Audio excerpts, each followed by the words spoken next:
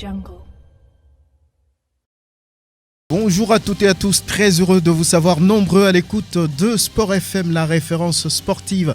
On parle spécialement cet après-midi du Covid-19 dans ce numéro de Dingue de Sport si vous voulez. Ce virus apparu le 14 décembre dernier à Wuhan en Chine et qui a contaminé des centaines de personnes dans le monde, dont plus de 120 000 guéris et malheureusement l'on compte au jour d'aujourd'hui des dizaines de milliers de morts dans le monde aussi.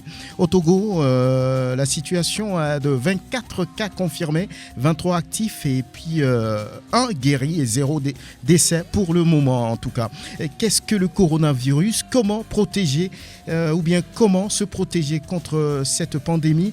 Quels sont les traitements requis ? Beaucoup parlent aujourd'hui de la chloroquine et autres. Qu'est-ce à dire ? Que peuvent être les conséquences, les séquelles laissées par le passage de cette terrible pandémie ? On en parle aujourd'hui avec le docteur Damien Kouvaé. Vous le connaissez, il est le médecin des équipes nationales du Togo. On sera également avec le docteur Baoué pour comprendre ce que c'est que la pandémie du coronavirus. Merci de faire confiance à la référence sportive. Docteur Damien Kouvaé, bonjour. Bonjour aux auditeurs. Vous allez bien ? Parfaitement. Très bien. Et là, on vous dit tout de suite que la vidéo de cette émission, c'est justement l'affaire d'Eloma Dovon, la mise en onde assurée par Anas PM. Bienvenue. C'est pour commencer cette émission spéciale sur la référence sportive avec le docteur Damien Kouvaé. Alors, le coronavirus, on en parle depuis 3 mois pratiquement. Tout est parti de Wuhan en Chine. Alors aujourd'hui, les auditeurs de Sport FM veulent savoir ce que c'est. C'est quoi le coronavirus ?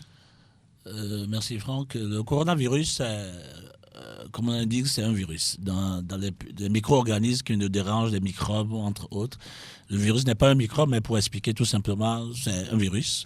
Et ce virus existait depuis plusieurs années. Et c'est des virus en forme de couronne. Ils sont en forme de couronne, c'est pourquoi on les appelle des coronavirus. C'est des virus qui existaient depuis plusieurs années. Mais spécifiquement, cette nouvelle forme de coronavirus qu'on appelle le Covid-19, un terme anglais, coronavirus disease, Covid, apparu en 2019.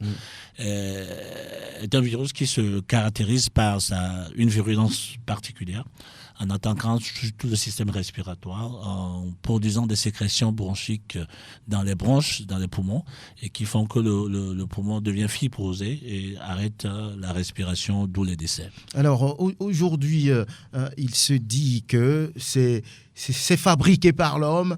Beaucoup de commentaires se font autour de cette pandémie, épidémie au départ, et puis pandémie par la suite parce qu'il a pris tout le monde entier. Alors, est-ce que aujourd'hui, c'est fabriqué par l'homme ? On ne peut pas le dire.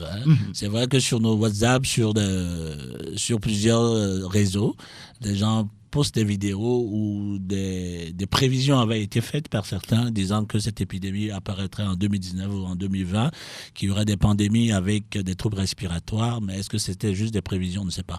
Mais ce que l'on sait, c'est que les virus, dans tous les cas, subissent plusieurs mutations et un virus peut à un certain moment devenir juste beaucoup plus virulent en se réadaptant, en passant souvent chez l'animal pour réapprendre d'autres circonstances biologiques, pour savoir comment mieux attaquer l'homme. Ils vont passer par des animaux, réapprendre des capacités biologiques pour pouvoir mieux attaquer l'homme. Et donc, du coup, tout est possible. Il y a beaucoup de virus encore qui circulent dans l'organisme, beaucoup de virus qui circulent dans l'air. Les virus sont des éléments qui ne partent pratiquement jamais. Et du coup, on est toujours à risque des mutations au niveau toujours viral, exposé à plusieurs virus et à n'importe quel moment. Je prends le virus de la varicelle, par exemple. Nous tous, on a fait de la varicelle. Mais le virus de la varicelle, pour tous qui ont fait de la varicelle, le virus est toujours dans notre organisme, il n'en meurt pas, mais il est canalisé, il est bloqué par les anticorps qui l'empêchent de sortir, de le mettre en prison. Donc ils sont tout petits, mais qui sont quand même assez terribles. Alors aujourd'hui, on a dit que ce virus est parti d'un pangolin mais c'est vérifié tout ça. Est-ce que c'est vrai que la genèse, si on peut le dire, de cette maladie, de cette pandémie, de ce virus, est-ce que c'est parti justement de ce pangolin-là, et comment c'est arrivé que finalement ça se transmet d'homme à homme? On dit que le virus a été transmis à partir du pangolin. On a donné les hypothèses de la chauve-souris et que la consommation de ces animaux a permis une transmission chez l'homme. On avait parlé de la même chose par rapport au virus du sida, que ça a été transmis par les singes et que c'était la consommation du singe qui a permis de transmettre le virus du sida à l'homme. C'est possible. Mais vous savez que la Chine se défend aujourd'hui en disant que le virus vient des États-Unis et que c'est plutôt les militaires américains qui sont arrivés à Wuhan dans le cadre de compétitions sportives, et puisqu'on parle de sport. Et les militaires américains ou bien les Américains disent aussi que c'est fabriqué par la Chine. Et donc du coup, on ne sait plus. Il faut savoir qu'il y a une préséance internationale quand même qui est forte, et dans cette guerre de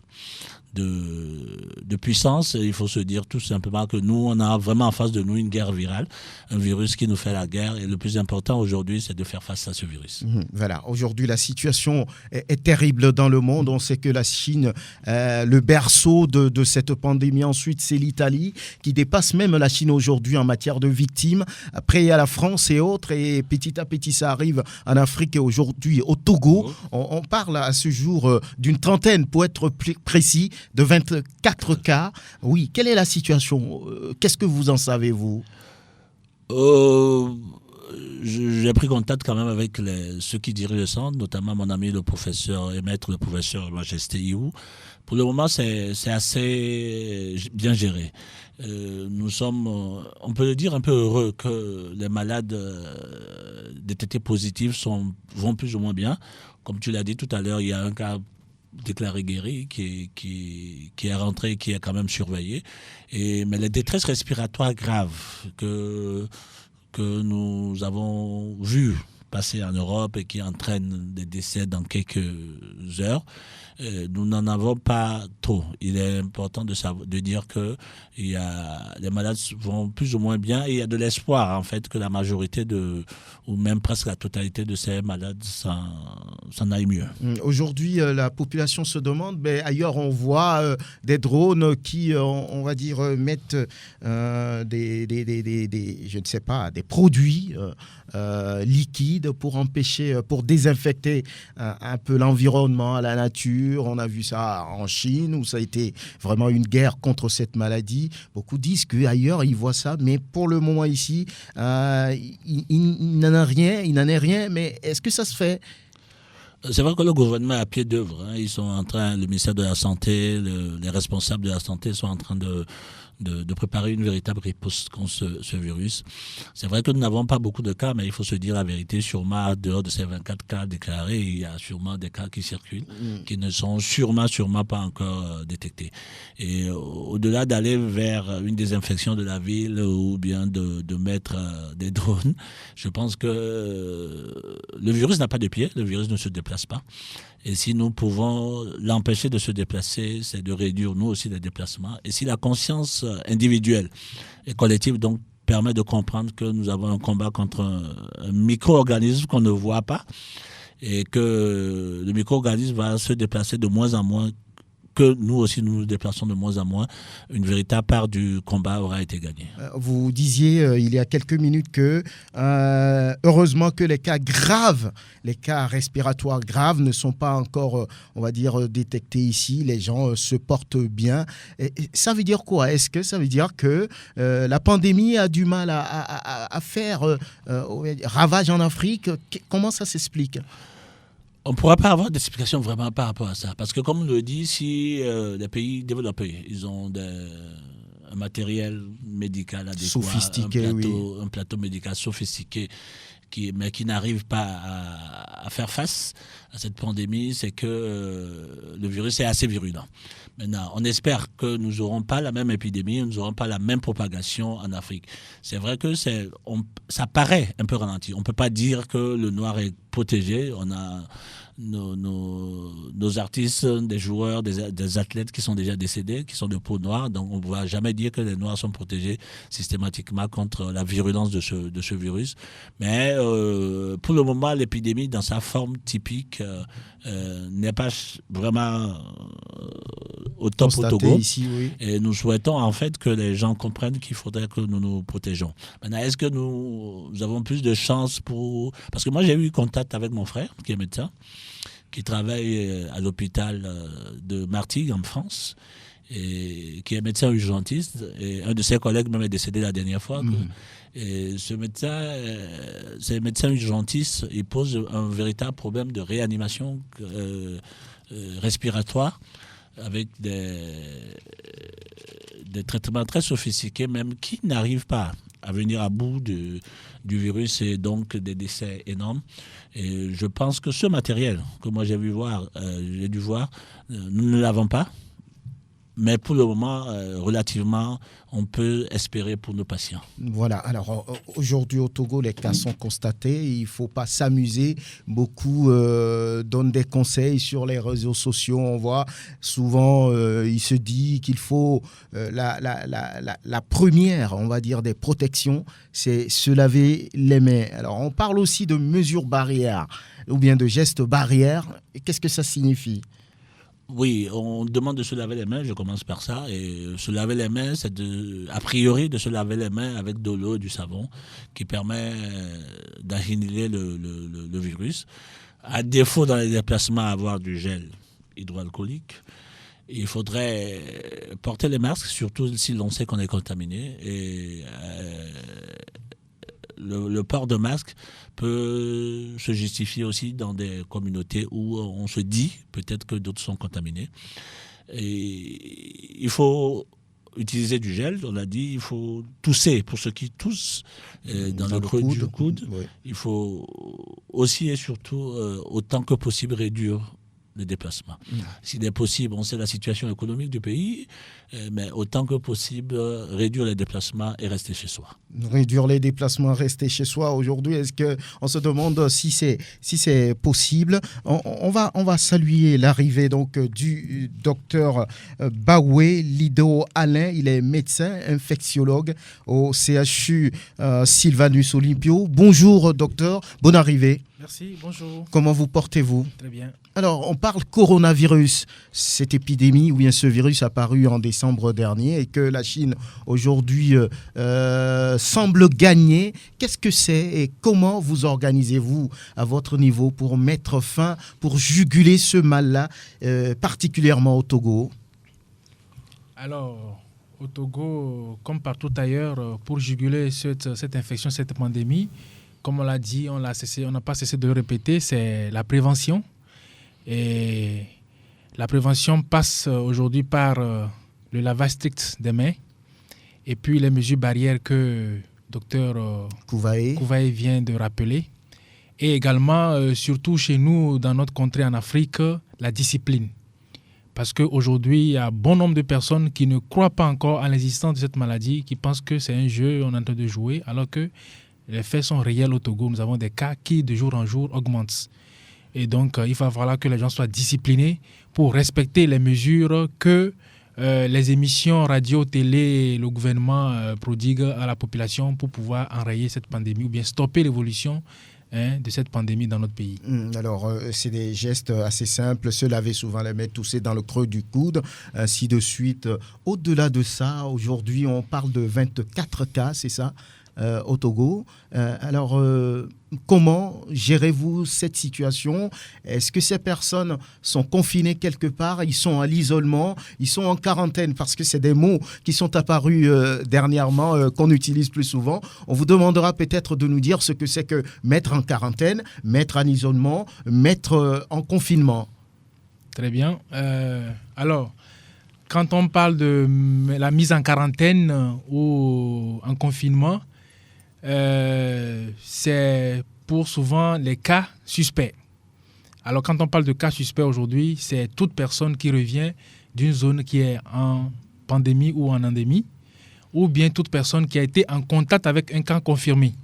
Alors, cette personne, on la met en quarantaine parce qu'elle ne développe pas encore les signes.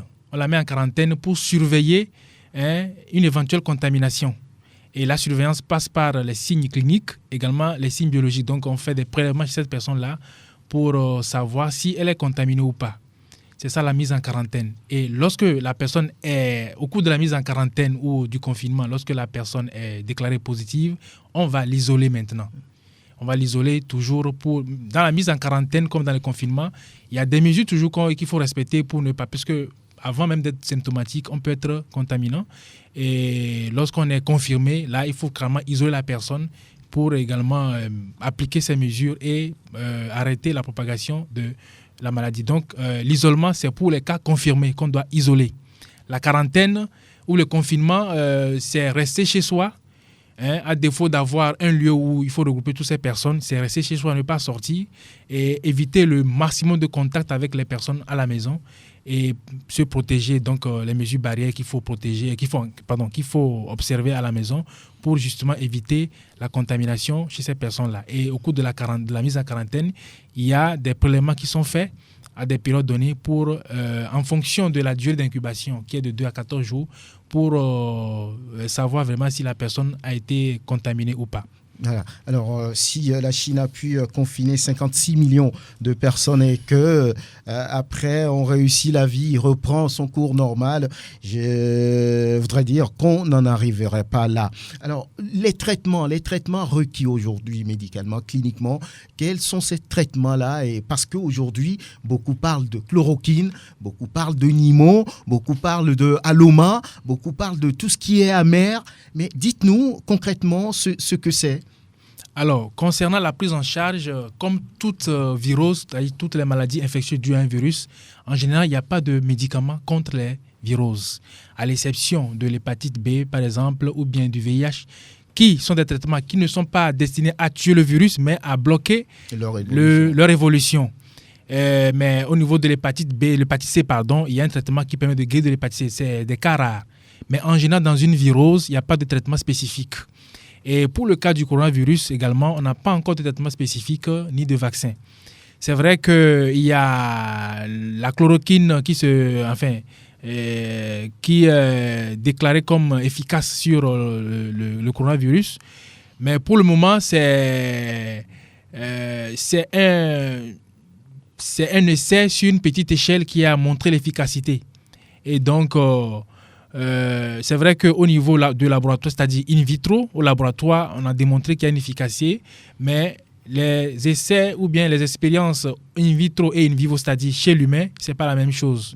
On peut avoir une bonne efficacité au laboratoire, mais lorsqu'on va appliquer chez l'homme, ça ne peut pas avoir le même résultat. Pour le moment, ce dont vous parlez, tout le protocole entourant l'utilisation de la chloroquine, ce n'est pas encore utilisé chez un humain, c'est ça? Non, ce qui est sûr, le professeur français marseillais, le professeur Raoult, qui a fait l'essai sur une vingtaine de personnes, ce n'est pas aussi significatif, qui a eu de bons résultats, mais c'est sur un échantillon faible.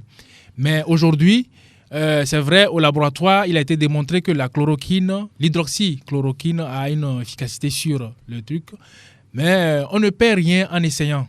On ne perd rien en essayant sur les malades qui sont infectés aujourd'hui par le coronavirus. Vous avez eu à l'essayer déjà? Et d'ailleurs, chez les patients qui sont actuellement hospitalisés pour ces cas, il faut également définir. Ce n'est pas tous les patients chez qui on met le traitement, on définit des cas.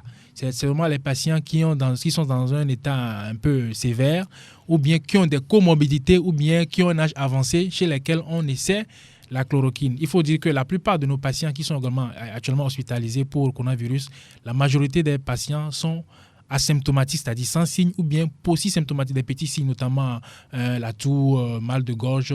Et comment les traitez-vous? Avec quoi? C'est un traitement symptomatique. C'est-à-dire? Donc, c'est-à-dire que si la personne fait une fièvre, on lui donne du paracétamol. Si elle a mal aux articulations, elle a mal partout, on lui donne un calmant, un antalgique, toujours du paracétamol. Et si elle a mal à la gorge, il y a des colutoires qu'on met, ainsi de suite. Et c'est les patients qui ont un tableau un peu avancé, sévère, chez qui on met la chloroquine et un antibiotique qu'on appelle l'azithromycine. Également, les patients qui ont plus de 60 ans. Et les patients qui ont des tares chroniques connues, existants avant. C'est-à-dire qu'un patient qui est hypertendu, qui chope la maladie, qui est diabétique, qui a des maladies cardiovasculaires, d'emblée, on on le met sous le protocole, qu'il soit symptomatique ou non. Docteur Kouvaé, oui, vous, la même question, la chloroquine, vous en avez entendu parler, mais que dites-vous, que savez-vous là-dessus? Oui, c'est comme mon cher collègue vient de le dire, l'expérimentation a été faite sur un échantillon assez faible. Mais ce qui se dit, comme il a dit, on ne perd rien en laissant avec de la chloroquine associée à l'azithromycine dans ce traitement. Je vous l'avais dit que certains médecins, à Marseille, ils m'ont appelé pour, dans tous les cas, d'y aller. Si on a des cas, je ne suis pas aussi impliqué que les infectiologues, je suis médecin dans le sport, que dans ce traitement. Mais je dis, comme il a dit, que c'est lorsqu'il y a des comorbidités, lorsqu'il y a des gens qui se sentent pas bien, tout le monde le sait, c'est pas tout le monde qui mourra du coronavirus lorsqu'il est infecté. Il y a jusqu'à 80%, je pense, de personnes qui peuvent s'en sortir même sans aucun traitement. Donc, même si c'est alarmant parce qu'on a des centaines de milliers de décès, il faudrait comprendre que beaucoup s'en sortiront avec des petits signes, aussi symptomatiques comme le docteur, mon collègue vient de le dire, et qui s'en sortiront plus ou moins bien. Et certains ont été détectés, qui vont bien, qui sont surveillés, qui sont traités sur les petits signes qui présentent. Et donc, on laisse au ministère de la Santé et aux médecins infectiologues qui sont plus concernés et plus spécialistes de la chose de gérer les cas compliqués. Vous avez entendu parler certainement de cette histoire de... vous connaissez Nimon, bien qu'Emine Vifin, mais Nimon, et Aloma et autres. Mais que dites-vous? Vous voulez donner un conseil ou bien vous voulez réagir là-dessus? Bon, c'est vrai qu'aujourd'hui, il y a plusieurs trucs qui passent sur WhatsApp et les gens passent par toutes les méthodes pour dire que tout ce qui est amer est antiviral, que tout ce qui est amer dans la bouche tue les virus, ce n'est pas vrai. Ce n'est pas vrai. Ce n'est pas vrai. Pas du tout. Pas du tout. A priori, on ne peut pas déclarer que tout ce qui est amer tue les virus.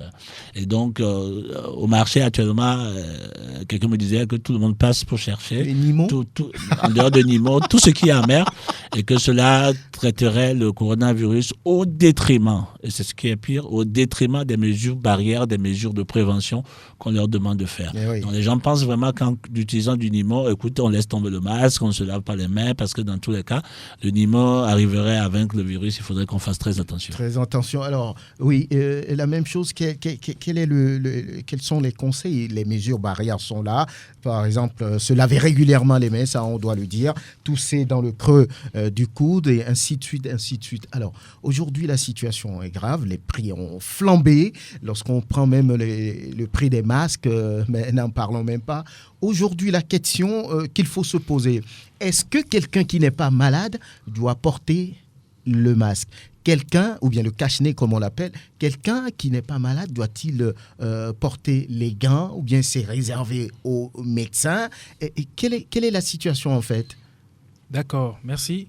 Alors, il faut rappeler que le virus ne circule pas en permanence dans notre environnement, dans l'air.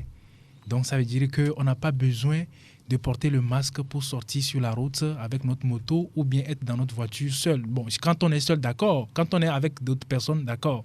Mais quand on est seul dans la voiture, on n'a pas besoin de porter le masque. En fait, la contamination, c'est une contamination interhumaine. Il faut qu'il y ait quelqu'un qui soit contaminé, qui contamine l'autre. Et aujourd'hui, qui soit à un mètre, à moins d'un mètre. On ne sait pas, oui, qu'on ne sait pas qui est qui est parti ou qui revient d'où il y a quelques jours, on ne sait pas.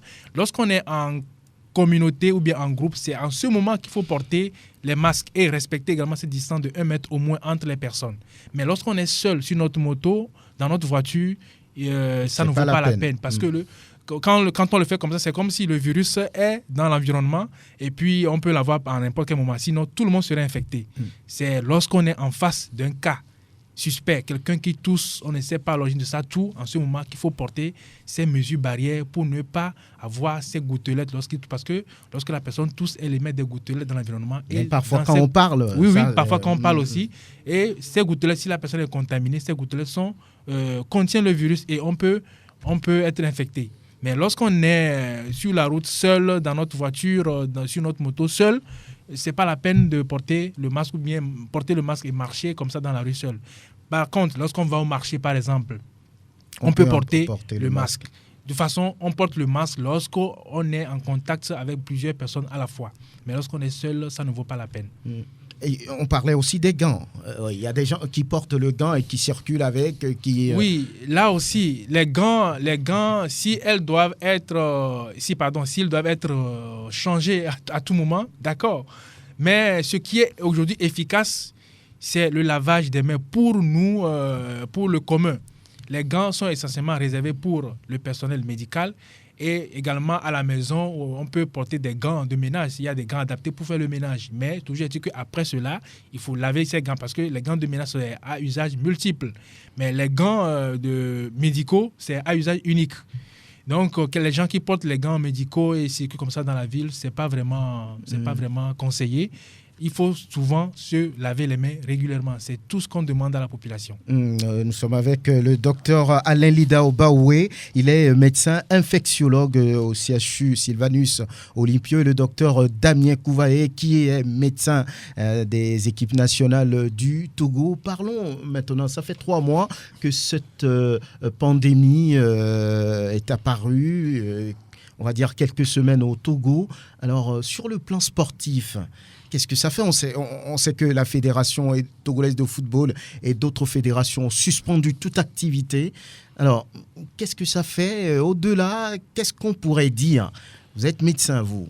Comme tu le sais, c'est tous les sports qui sont complètement au repos, en stand-by. Et le football, le CHAN a été reporté, les éliminatoires de la CAN ont été reportés.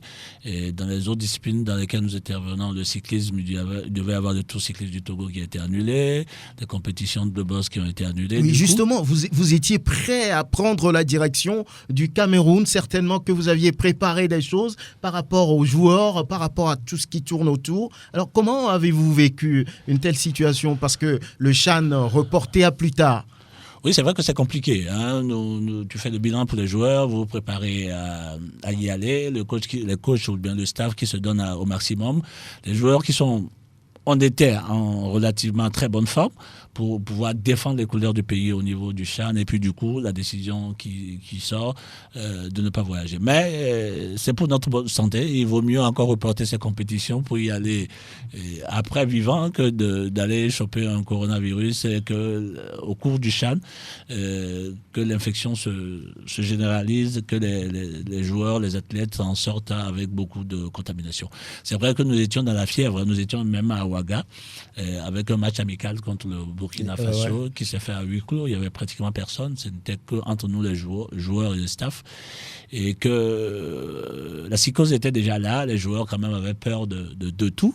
Et envie d'aller au CHAN, ça c'est sûr, mais en même temps peur de se faire contaminer par un virus. Donc la décision a été prise très sportivement. On s'est dit, bon, écoutez, tant mieux, on reste au repos. Et lorsque ça ira mieux, on va à d'autres CHAN. Est-ce qu'il y a des athlètes qui vous appellent docteur ? On nous a imposé une trêve forcée, un repos forcé, pour vous demander des conseils. Comment gérer cette situation de trêve forcée ? Oui, absolument. Sur le plan sportif, on leur dit. Il faudrait qu'ils ne continuent pas des regroupements de masse, surtout pas. On en voit encore dans les quartiers qui organisent des galas et des matchs de groupe. Il faudrait que ça s'arrête.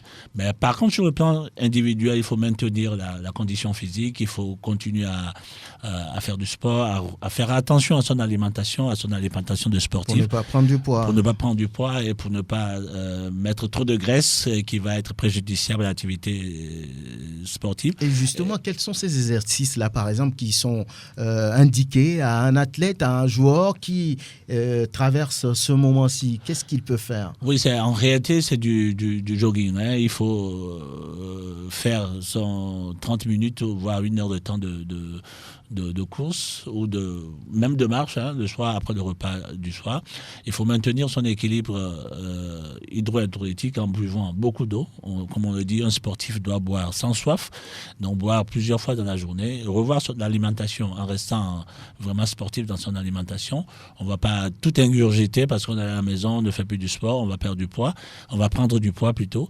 Et au-delà de ça, les fruits, les légumes qui sont très importants pour les sportifs et gérer la psychose, hein, parce qu'au-delà du fait que aujourd'hui les joueurs ils appellent plus par rapport au coronavirus que par rapport à leur état de santé sportive. Et docteur, j'ai même rien que ce matin, il y a plusieurs qui m'ont appelé, tant de la première, deuxième division que de l'équipe nationale. On a un rhume, on a mal à la tête.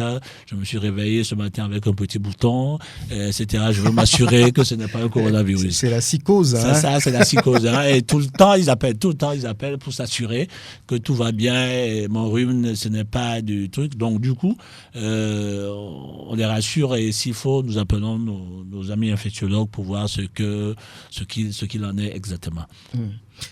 Alors, docteur Alain Lidaobaoué, vous êtes médecin infectiologue. Ça fait 3 mois que ce virus est apparu, on le dit toujours, à Wuhan, en Chine, là-bas. Aujourd'hui, eux, ils ont semblé gagner la bataille là-bas. Alors, y a-t-il espoir ici et puis, jusqu'à quand on peut estimer, on va dire, la durée de cette histoire de ce virus-là? On sait qu'il y a eu des virus dans le temps. On a parlé de 1720, 1820, 1920, à chaque siècle, si les calculs sont bons. Mais qu'est-ce qu'il faut faire? Comment faut-il vivre avec cette psychose-là? Jusqu'à quand? Alors, quand on parle d'épidémie, une épidémie, c'est une période, il y a toujours une fin. Mais on souhaite que la fin arrive le plus vite possible. Vous ne maîtrisez pas? Non, pas qu'on ne maîtrise pas. Le problème aujourd'hui, c'est le manque de discipline ou bien de l'inconscience que nous rencontrons au sein de la population qui nous fait craindre un peu, qui fait craindre que cette épidémie au Togo va peut-être prendre un certain temps. Alors, si les gens prennent conscience d'abord de l'effectivité de la maladie ou bien la présence de cette maladie au Togo et respectent les consignes qu'on leur donne, je pense qu'on va arriver à juguler cette épidémie. Donc, je pense que plus les gens respecteront les consignes, seront disciplinés et plus l'épidémie prendra fin. Sinon, on va toujours avoir des cas qui vont toujours s'augmenter de jour en jour. Y a-t-il un centre spécialisé aujourd'hui où si les gens veulent se faire traiter ou bien veulent avoir des renseignements, est-ce qu'il y a un endroit ou bien des endroits où la population peut-elle se diriger? Alors, il faut distinguer 2 choses. Il faut distinguer les centres de dépistage ou bien de surveillance et puis le centre de prise en charge. Le centre de prise en charge aujourd'hui, c'est le CHR Le Mot Commune. Auparavant, c'était au CHU Campus, mais puisque le nombre augmentait et le CHU Campus ne pouvant pas contenir ce monde, il a fallu décréter le CHR Le Mot Commune comme centre de prise en charge aujourd'hui, à cause de la capacité que c'est ce centre-là. Mais au niveau de la surveillance, tous les districts sanitaires du pays sont des centres de surveillance où chaque Togolais individu peut aller se renseigner en fonction des signes qu'il présente et on pourra lui donner les indications. Alors je rappelle également aussi que souvent sur le site de l'OME Commune, on reçoit des gens qui viennent comme quoi j'ai tel. Le centre de l'OME Commune est un centre de prise en charge. On ne reçoit que les patients qui sont détectés positifs. En dehors de ça, il y a des équipes de surveillance dans les différents districts qui font le travail. Donc, chacun de se diriger vers son district sanitaire. Et tout ça, c'est gratuit. On peut aller. Oui, c'est gratuit. Il n'y a pas de problème là-dessus. C'est gratuit. Et dans chaque district sanitaire, il y a une équipe des équipes de surveillance et qui permettent de faire vraiment d'évaluer le risque.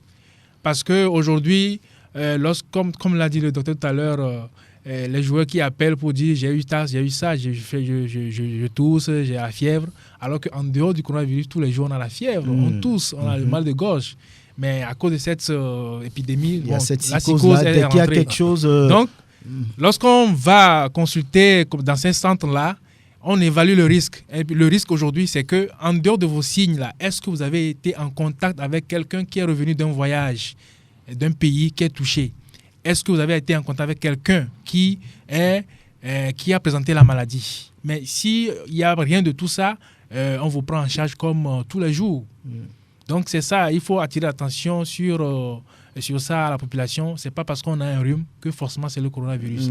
Il faut avoir cette notion de voyage chez la personne ou bien contact avec quelqu'un qui revient de voyage, ainsi de suite. Alors, docteur Alain Lidao Baoué, quand on parle de centres spécialisés, ça fait référence à du matériel qui permettent justement de traiter ou bien de prendre en charge les personnes infectées, contaminées. Aujourd'hui, ça veut dire que le gouvernement a fait amener du matériel, tout ce qui tourne autour de ce virus, du coronavirus, c'est ça?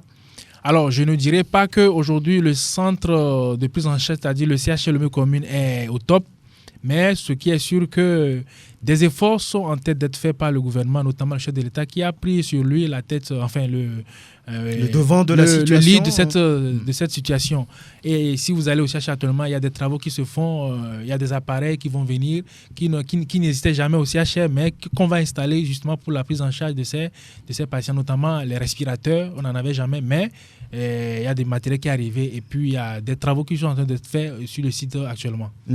Voilà, donc vous avez les informations, vous écoutez naturellement la référence sportive. Nous recevons dans le cadre de cette pandémie du coronavirus, le docteur Alain Lidao Baoué, il est médecin infectiologue, et le docteur Kouvaé, qui est médecin sport, médecin des équipes nationales du Togo. Aujourd'hui, globalement, je pose la question et celui qui veut apprend.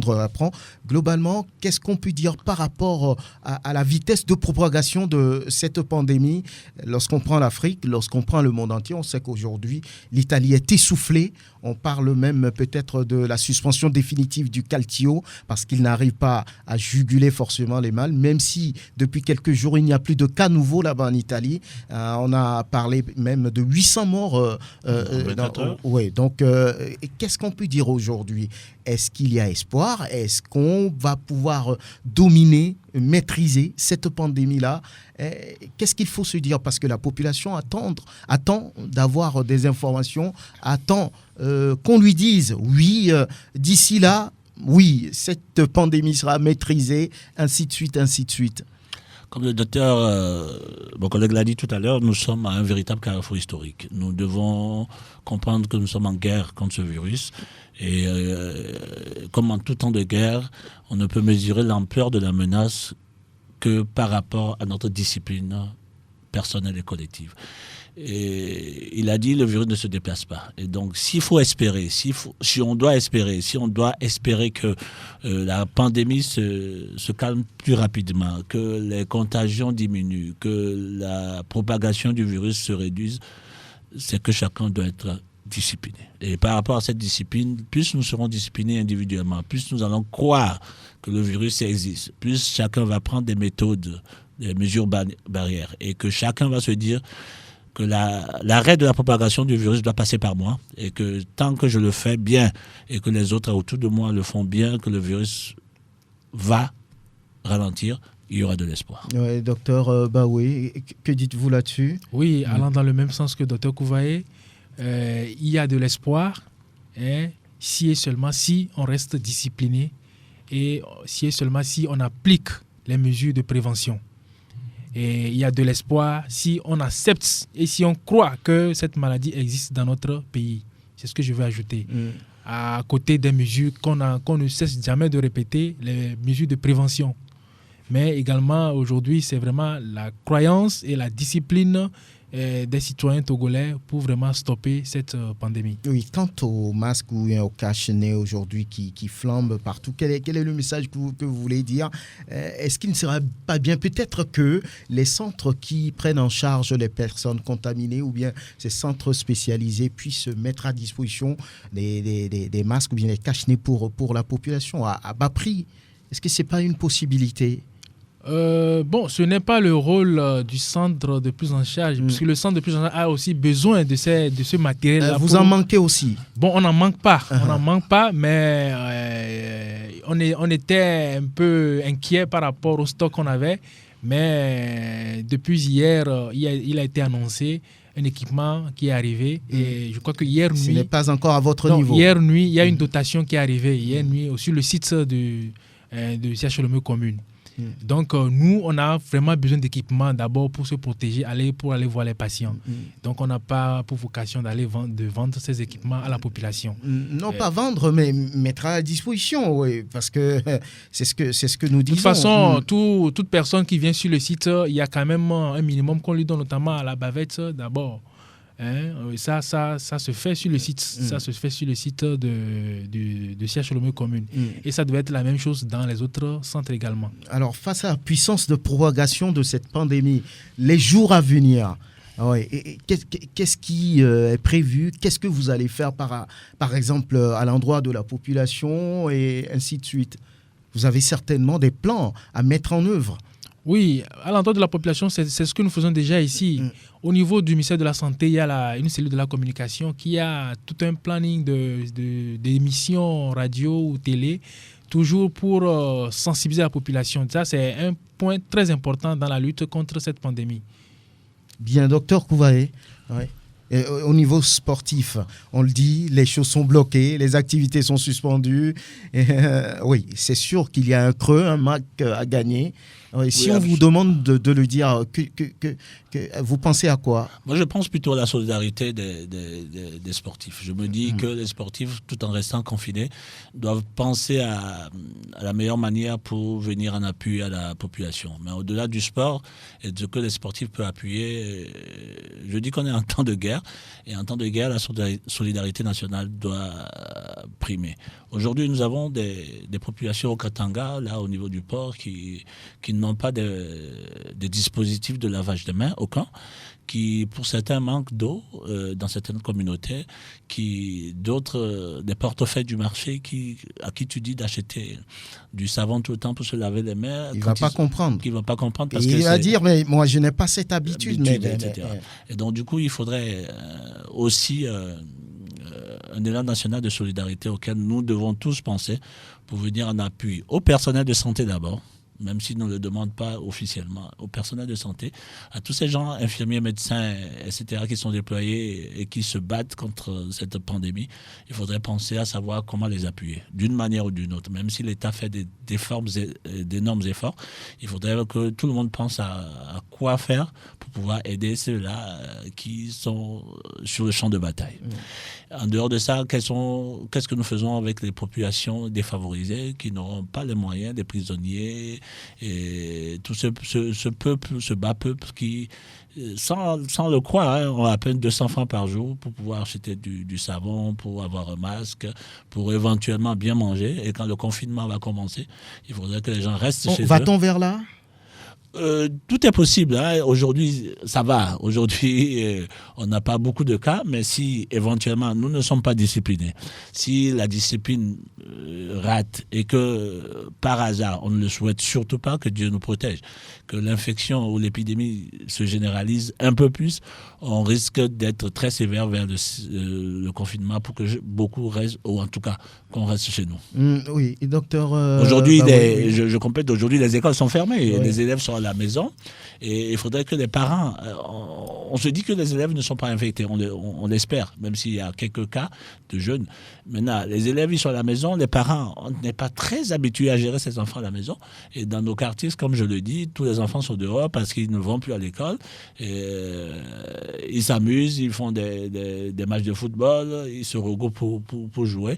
On espère que l'épidémie, la contamination ne va pas se faire. Sûrement, on les a laissés à l'école pour pouvoir empêcher ces regroupements. Mais moi, dans mon jardin, hier, c'est un vrai gala de football. Il y avait plusieurs jeunes qui s'ennuyaient à la maison parce qu'ils n'étaient pas à l'école, qui organisaient des galas de football. Il faut comprendre qu'il faut arrêter ça et que les parents puissent trouver les moyens aussi de gérer leurs enfants à domicile. Par rapport au développement de la situation, Dr Baoué, est-il possible d'aller vers le confinement total ici ? Oui, il est possible d'aller vers un confinement total si les cas s'augmentent de jour en jour. Si on se retrouve avec des cas qu'on n'arrive pas vraiment à maîtriser, on sera obligé d'en arriver là. C'est-à-dire, on vous dira, oui, restez chez vous, ne sortez plus. Oui, restez chez vous. Aujourd'hui, oui, il y a les écoles, les universités qui sont fermées à cause, pour ça. Mais pour le moment, les marchés ne sont pas fermés. Les gens vont marcher. Ça veut dire qu'il y a des risques. Il y a des risques si on ne on ne respecte pas les mesures. Et si les cas s'augmentent de jour en jour, on sera obligé de tout fermer et tout le monde reste à la maison. Alors aujourd'hui, il y a des femmes qui vendent par exemple du liha, qui n'ont pas de masque et qui parlent beaucoup. Ben, le liha devant, quelqu'un qui achète du liha là et qui est-ce qu'il est exposé? Il est exposé, mais en fait aujourd'hui la contamination par les voies aériennes est la plus prouvée, mais il n'est pas exclu puisque c'est un nouveau virus que nous sommes en train de connaître, d'apprendre, et il n'est pas exclu que d'autres voies de contamination soient possibles. Alors, il y en a qui disent aussi, je ne sais pas s'il faut vous le demander, mais quelqu'un qui dit, moi je vais au village pour éviter les contacts de la ville est souillée, tout ça. Moi je vais au village, comme ça je suis à l'abri. À condition qu'il s'associe cette personne qui va au village. Pour ne pas transmettre. Bien sûr. Alors on va vous donner la parole pour votre conclusion. On commence par vous, Dr Kouvaé. Je dirais tout simplement que la pandémie au coronavirus est une pandémie qui fait peser un véritable chemin de croix à nos communautés dans le monde entier. Et au Togo, nous pouvons nous dire qu'il faudrait un seul mot, la discipline. Et par rapport à cette discipline, tout le monde connaît un peu les mesures que le gouvernement a demandé à faire. Il faut le respecter. Il faut un élan de solidarité nationale. Il faut que chacun comprenne que l'arrêt de cette pandémie, de cette propagation de ce virus passe par chacun et par sa discipline. Docteur Alain Lidao Baoué, vous? Oui, pour conclure, je vais dans le même sens que Dr Kouvaé. Aujourd'hui, c'est la discipline. Pour venir à bout de ce virus, c'est la discipline. Et donc, je convie tous les Togolais à vraiment observer les mesures que nous prescrivons, que ce soit par les sensibilisations à la télé, à la radio, que ce soit par les communiqués du gouvernement. Il faut respecter ces mesures si on veut vraiment être en bonne santé, si on veut reprendre nos activités d'antan. Il faut respecter ces mesures parce que, comme je dis, une épidémie, ça prend un temps. Plus on respecte ces mesures, plus l'épidémie sera courte et puis on va revenir à nos activités. Et je veux également terminer en disant que ces mesures que nous prenons aujourd'hui, notamment le lavage des mains, ça ne doit pas s'arrêter seulement au coronavirus. Même après l'épidémie, il faut que le lavage des mains soit un geste régulier dans nos activités, dans notre pratique quotidienne, parce que à travers les mains, on peut avoir beaucoup de maladies, pas seulement le coronavirus, mais il faut que ces gestes-là soient ancrés en nous après même cette épidémie. Et ça permettra également d'éviter beaucoup de choses. Si vraiment déjà on a ces mesures d'hygiène de base et que les épidémies ne cesseront jamais, à l'approche à une nouvelle épidémie, puisqu'on est déjà bien sensibilisé, on est déjà aguerri, on va écourter une éventuelle épidémie qui pourrait survenir un jour. On parle même déjà d'un nouveau virus ou bien c'est hantavirus. Hantavirus, oui. C'est du vrai? Oui, c'est du vrai. Mais c'est quoi ça encore? Vous savez, aujourd'hui, en maladie infectieuse, les virus... Pourquoi c'est toujours en Chine? Oui, c'est par rapport à leur mode de vie. Ils mangent beaucoup de choses, n'importe quoi. C'est du n'importe quoi. Excusez-moi les termes. C'est vous qui le dites. Hein. Ils mangent bien du scorpion, du serpent. Oui, c'est tout, il n'y a pas n'importe quoi. Et donc, comme je disais, en infectiologie, le problème que nous avons aujourd'hui, c'est les virus. On n'a pas encore fini de maîtriser les virus. Quand on parle des bactéries sont plus ou moins maîtrisées, mais le problème au niveau des bactéries, c'est aujourd'hui la résistance aux antibiotiques. Aujourd'hui, les virus, on n'a pas encore fini de vraiment connaître les virus parce que au niveau même du virus, il y a beaucoup de choses qu'on appelle des mutations qui vont engendrer de nouveaux virus, qui vont créer d'autres maladies, tout ça. Et puis, on n'a pas encore connu avec exactitude les réservoirs de ces virus-là. Dans plus de 50% des cas, les maladies infectieuses proviennent des virus et ces virus proviennent des animaux. C'est pourquoi on dépense des milliards pour les garder quelque part sur la mer Baltique. Oui. Non, oui, bon, ça c'est à d'autres fins. Hein. C'est pour d'autres fins, à des fins. Et s'il y a fuite un jour? Bon, on espère que c'est des lieux qui sont vraiment bien gardés avec toutes les mesures sécuritaires possibles. Sûr. Bon, je ne suis pas là-bas, mais je sais que c'est des lieux qui sont vraiment hautement bien gardés. Ça, c'est pour des mesures scientifiques, des mesures de recherche. D'accord? Donc, c'est ce que je disais. Donc, pour les virus, on n'a pas encore fini de les maîtriser, puisque quand on prend le coronavirus, il était dit que c'est la chauve-souris, mais il y a d'autres réservoirs qui qui sont cités, qui sont connus. Et donc, il y aura plusieurs autres réservoirs qu'on ne connaît pas encore. Et c'est comme ça que les animaux abritent beaucoup de micro-organismes, notamment les virus, et qui, un jour, au contact avec l'homme, l'homme va lui transmettre. Et à partir de l'homme maintenant, il y aura une transmission au terme. Et c'est ce que nous vivons aujourd'hui. Bien. Merci, docteur Alain Lidaobawe. Il est docteur médecin infectiologue au CHU Sylvanus Olympio. Docteur Damien Kouvaé, vous le connaissez, il est médecin sport, médecin des équipes nationales du Togo. Merci d'être venu. Nous vous ferons signe souvent désormais pour avoir l'évolution des choses. Et puis, merci de nous faire confiance. Revenez quand vous voulez. Merci à Eloma Dovon pour la vidéo. Merci à NASPM. À très bientôt.